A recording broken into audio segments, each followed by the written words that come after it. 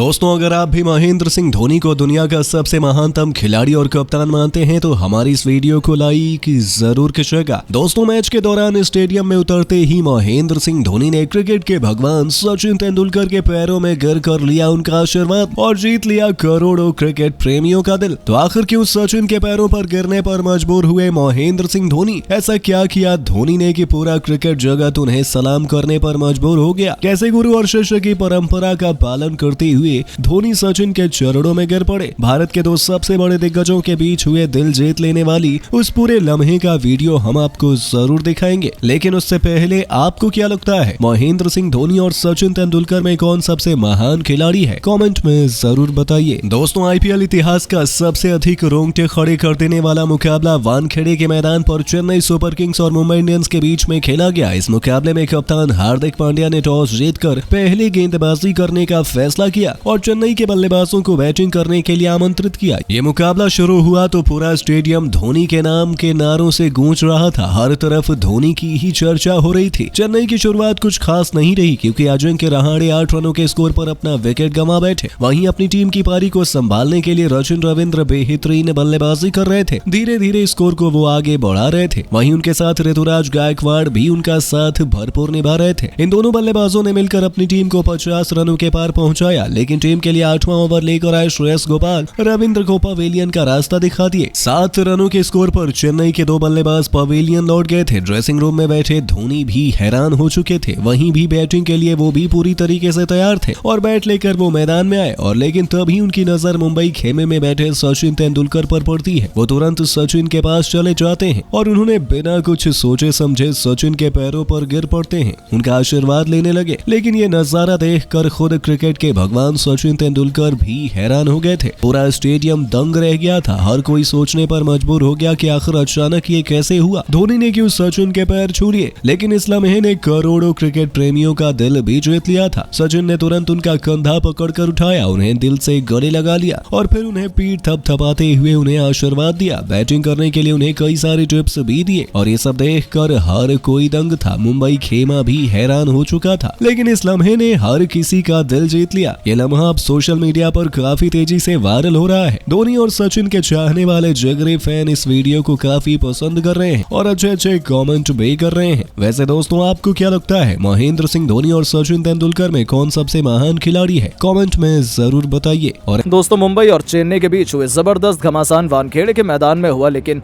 Match में कुछ ऐसा हुआ कि पूरा क्रिकेट जगत दांतों तले उंगलियां दबाने पर मजबूर हो गया। तो आखिर कैसे मुंबई के घातक गेंदबाजी क्रम ने छुड़ाए चेन्नई के पसीने?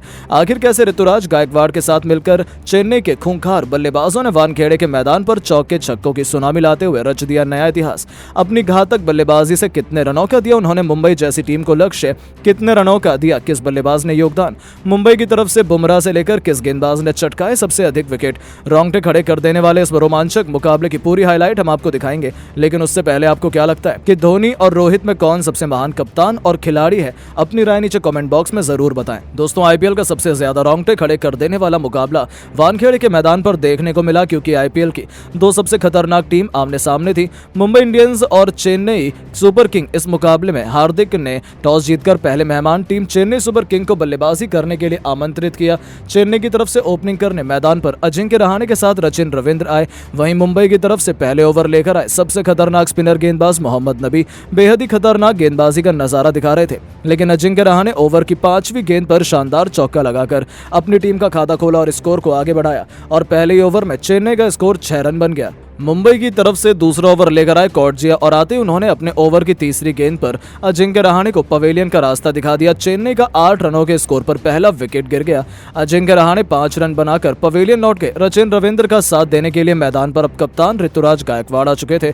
2 ओवर में चेन्नई का स्कोर केवल 9 रन बन पाया। टीम के लिए तीसरा ओवर लेकर आए एक बार फिर मोहम्मद नबी, लेकिन इस बार इनका स्वागत ऋतुराज गायकवाड़ ने 4थी गेंद पर शानदार छक्का लगाकर किया। 3 ओवर में चेन्नई का स्कोर 1 विकेट पर 18 रन बन पाया। चौथा ओवर फेंकने के लिए अपने सबसे तेज खतरनाक गेंदबाज जसप्रीत बुमराह को गेंद थमाई, लेकिन तभी ओवर की अंतिम गेंद पर सचिन रविंद्र ने बुमराह को एक शानदार चौका जड़ दिया और अपनी टीम के स्कोर को 24 रनों तक पहुंचा दिया। टीम के लिए पांचवा ओवर लेकर आए एक बार फिर कौटजिया, लेकिन इनका स्वागत पहली गेंद पर ऋतुराज गायकवाड़ ने शानदार चौका लगाकर किया। इसके बाद भी वो रुकने का नाम नहीं लिए। अगली ही गेंद पर उन्होंने पॉइंट के ऊपर से शानदार छक्का जड़ दिया। स्टेडियम में बैठे चेन्नई के दर्शक भी पूरी तरह से खुशी से झूमने लगे। चौथी गेंद को भी उन्होंने एक शानदार चौके में तब्दील किया और इस ओवर से 14 रन उस ओवर में बटोरकर अपनी टीम के स्कोर को 5 ओवर में 38 रनों तक एक विकेट पर पहुंचा दिया। हार्दिक पांड्या को लगातार विकेट की तलाश थी और पावर प्ले का अंतिम ओवर फेंकने के लिए उन्होंने गेंद अपने सबसे खतरनाक गेंदबाज आकाश माधवन को थमाई। चेन्नई की टीम धीरे धीरे मैच में वापसी कर रही थी। माधवन की दूसरी गेंद पर सचिन रविंद्र ने शानदार चौका लगाया। चेन्नई का स्कोर तेजी से आगे बढ़ना शुरू हो चुका था। माधवाल की चौथी गेंद पर ऋतुराज गायकवाड़ ने भी एक बेहतरीन चौका जड़ दिया और अपनी टीम को पावर प्ले के 6 ओवर में इन दोनों बल्लेबाजों ने मिलकर 48 रनों तक पहुंचा दिया। टीम के लिए 7वां ओवर लेकर आए एक बार फिर मोहम्मद नबी बेहतरीन गेंदबाजी का नजारा दिखा रहे थे। अपने जादुई फिरकी से बल्लेबाजों को खूब चकमा दे रहे थे।